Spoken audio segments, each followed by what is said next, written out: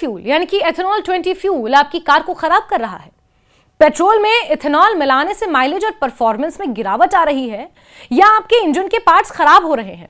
ये सवाल आज हर कोई पूछ रहा है और यही सवाल जनता की आवाज बनकर केंद्र सरकार के रोड, ट्रांसपोर्ट और हाईवे मिनिस्ट्री के साथ साथ पेट्रोलियम मंत्रालय के सामने एक बड़ा सवाल खड़ा कर रहे हैं।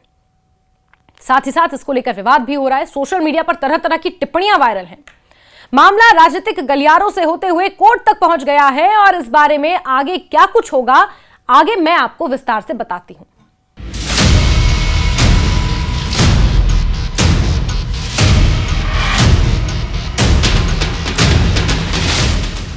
भारत में E20 यानी कि इथेनॉल ब्लेंडेड पेट्रोल को लेकर पिछले कुछ महीनों में बहस तेज हो गई है और यह मुद्दा अब सिर्फ तकनीकी चर्चा तक सीमित नहीं रह गया, बल्कि आम उपभोक्ताओं, ऑटोमोबाइल उद्योग, नीति निर्माताओं और राजनीतिक दलों के बीच एक बड़ा सार्वजनिक विवाद बन चुका है। एक तरफ सरकार इस नीति को ऊर्जा सुरक्षा, आयात निर्भरता कम करने और किसानों की आय बढ़ाने के लिए महत्वपूर्ण कदम बता रही है, वहीं दूसरी तरफ कई वाहन मालिक इसके व्यावहारिक असर को लेकर चिंता जाहिर कर रहे हैं। खासकर माइलेज में कमी, इंजन पर असर और पुरानी गाड़ियों की अनुकूलता को लेकर लोगों के बीच असंतोष बढ़ता जा रहा है। आम जनता के बीच भी ये चर्चा तेज है और लोगों की सबसे बड़ी शिकायत यह है कि E20 पेट्रोल के इस्तेमाल के बाद उनकी गाड़ियों का माइलेज पहले की तुलना में कम हो गया है। कई उपभोक्ता दावा कर रहे हैं कि माइलेज में लगभग 10 से 30% तक की गिरावट देखी गई है, जिससे उनका मासिक ईंधन खर्च भी बढ़ गया है। इसके साथ ही कुछ वाहन मालिकों का कहना है कि जिन गाड़ियों को E20 कंपैटिबिलिटी के लिए डिजाइन नहीं किया गया था, उनमें फ्यूल सिस्टम से जुड़ी समस्याएं भी सामने आ रही हैं। इनमें फ्यूल पंप पर असर, रबड़ पाइपों के जल्दी खराब होने और कुछ मामलों में जंग जैसी समस्याओं की शिकायतें शामिल हैं। हालांकि इन दावों को लेकर तकनीकी विशेषज्ञों और सरकार के बीच मतभेद देखने को मिल रहा है। सरकारी पक्ष लगातार ये कह रहा है कि E20 फ्यूल पूरी तरह सुरक्षित और इससे वाहनों को कोई दीर्घकालिक नुकसान नहीं होता। पेट्रोलियम मंत्रालय और संबंधित एजेंसियों का कहना है कि ये ईंधन वैज्ञानिक परीक्षणों के बाद ही लागू किया गया और इसके पीछे उद्देश्य देश की ऊर्जा जरूरतों को अधिक आत्मनिर्भर बनाना है, क्योंकि भारत अपनी जरूरत का 80 से 85% तेल आयात करता है। सरकार यह भी दावा करती है कि automotive research association of India यानी कि ARAI द्वारा किए गए परीक्षणों में पुरानी और नई दोनों तरह की गाड़ियों पर लंबी दूरी तक परीक्षण किया गया और किसी बड़े इंजन फेल्यूर की पुष्टि नहीं हुई। इस मुद्दे पर राजनीतिक बहस भी तेज हो गई है। विपक्षी दलों, खासकर कांग्रेस ने सरकार पर आरोप लगाया है कि E20 नीति को बिना पर्याप्त सार्वजनिक चर्चा और प्रभाव मूल्यांकन के लागू कर दिया गया। विपक्ष का कहना है कि करोड़ों वाहन मालिकों को इस बदलाव के लिए पूरी तरह तैयार नहीं किया गया, जिससे वो आर्थिक बोझ और तकनीकी समस्याओं का सामना कर रहे हैं। दूसरी ओर सरकार का तर्क है कि ये नीति लंबे समय से चरणबद्ध तरीके से लागू की जा रही थी और इसके बारे में जागरूकता अभियान भी चलाए गए थे।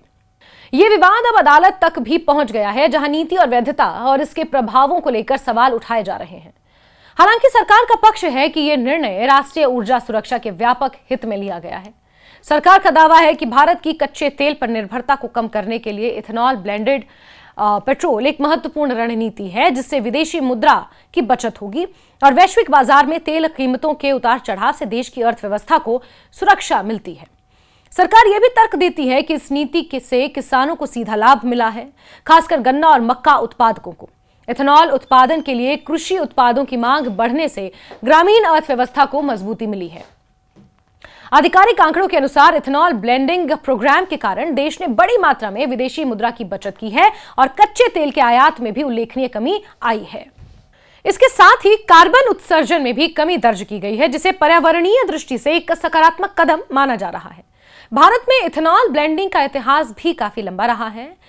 इसकी शुरुआती वर्षों में छोटे स्तर पर 5% मिश्रण से हुई थी, जो धीरे धीरे बढ़ते हुए 20% तक पहुंच गई। सरकार का लक्ष्य आने वाले वर्षों में इसे और आगे बढ़ाने का है। कई विशेषज्ञों का मानना है कि भविष्य में E30 और E85 और यहां तक कि फ्लेक्स फ्यूल आधारित तकनीक का विस्तार किया जा सकता है, जिससे वाहन पूरी तरह वैकल्पिक ईंधन पर चल सकेंगे। हाल ही के समय में ऑटोमोबाइल कंपनियों ने भी इस दिशा में कदम बढ़ाए हैं। कुछ कंपनियों ने फ्लेक्स फ्यूल आधारित वाहनों के मॉडल पेश किए हैं, जो अधिक इथेनॉल मिश्रण वाले ईंधन पर चल सकते हैं। ऐसे वाहन 85% तक इथेनॉल मिश्रण पर भी काम करने में सक्षम बताए जा रहे हैं। इसके अलावा कई जगहों पर E85 फ्यूल की उपलब्धता भी शुरू हो चुकी है, जिससे इस तकनीक की दिशा में बदलाव के संकेत मिलते हैं। हालांकि आम उपभोक्ताओं के बीच अभी भी भ्रम की स्थिति बनी हुई है। सोशल मीडिया और स्थानीय रिपोर्टों में कई तरह के दावे सामने आ रहे हैं, जिनमें ईंधन की गुणवत्ता, मिश्रण स्तर और वाहनों का प्रभाव को लेकर अलग अलग बातें कही जा रही हैं। कुछ मामलों में तो गलत जानकारी भी फैलाई जा रही है, जिससे लोगों में चिंता और ज्यादा बढ़ गई है। सरकार और संबंधित मंत्रालय लगातार ये स्पष्ट करने की कोशिश कर रहे हैं कि E20 फ्यूल में किसी प्रकार की मिलावट या हानिकारक तत्व नहीं है और ये निर्धारित मानकों के अनुसार ही बाजार में उपलब्ध कराया जा रहा है। दूसरी ओर विशेषज्ञ ये भी मानते हैं कि तकनीकी रूप से इथेनॉल का उपयोग इंजन के प्रदर्शन को प्रभावित कर सकता है, खासकर उन वाहनों में जो इसके लिए डिजाइन नहीं किए गए हैं। इथेनॉल की ऊर्जा घनता पेट्रोल की तुलना में कम होती है, जिससे माइलेज में थोड़ी गिरावट आना स्वाभाविक माना जाता है। हालांकि आधुनिक इंजन तकनीक में इसे काफी हद तक संतुलित किया जा सकता है। इस पूरे विवाद के बीच नीति निर्माताओं के सामने चुनौती यह है कि पर्यावरणीय और आर्थिक लाभों को उपभोक्ताओं की व्यवहारिक चिंताओं के साथ कैसे संतुलित करें। सरकार का मानना है कि दीर्घकाल में यह नीति देश के लिए फायदेमंद साबित होगी, जबकि उपभोक्ता वर्ग तत्काल प्रभावों को लेकर अधिक चिंतित है। निष्कर्ष रूप में देखा जाए तो E20 फ्यूल विवाद भारत में ऊर्जा नीति के एक महत्वपूर्ण संक्रमण काल को दर्शाता है। एक तरफ देश आत्मनिर्भर ऊर्जा व्यवस्था की ओर बढ़ रहा है, वहीं दूसरी तरफ इस बदलाव की लागत और प्रभावों को लेकर बहस जारी है। आने वाले समय में यह देखना महत्वपूर्ण है कि सरकार, ऑटोमोबाइल उद्योग और उपभोक्ता मिलकर इस बदलाव को कैसे संतुलित करते हैं और क्या यह नीति अपने दीर्घकालिक उद्देश्यों को सफलतापूर्वक हासिल कर पाती है या नहीं। लेकिन आज का दिन महत्वपूर्ण है क्योंकि इस पूरे मुद्दे पर सरकार एक प्रेस कॉन्फ्रेंस करने वाली है, जिस पर सभी की निगाहें टिकी हुई हैं। बहुत सारे संशय हैं, बहुत सारे विवाद हैं, बहुत सारी स्पेकुलेशंस हैं E20 पेट्रोल को लेकर, और उम्मीद ये की जा रही है कि इस प्रेस कॉन्फ्रेंस में इन सारे तमाम सवालों का, सोशल मीडिया पर वायरल हो रही वीडियोस का, सोशल मीडिया पर वायरल हो रही डिस्कशंस का जवाब इस प्रेस कॉन्फ्रेंस के जरिए मिल पाए, जिस पर सभी की निगाहें टिकी हुई हैं।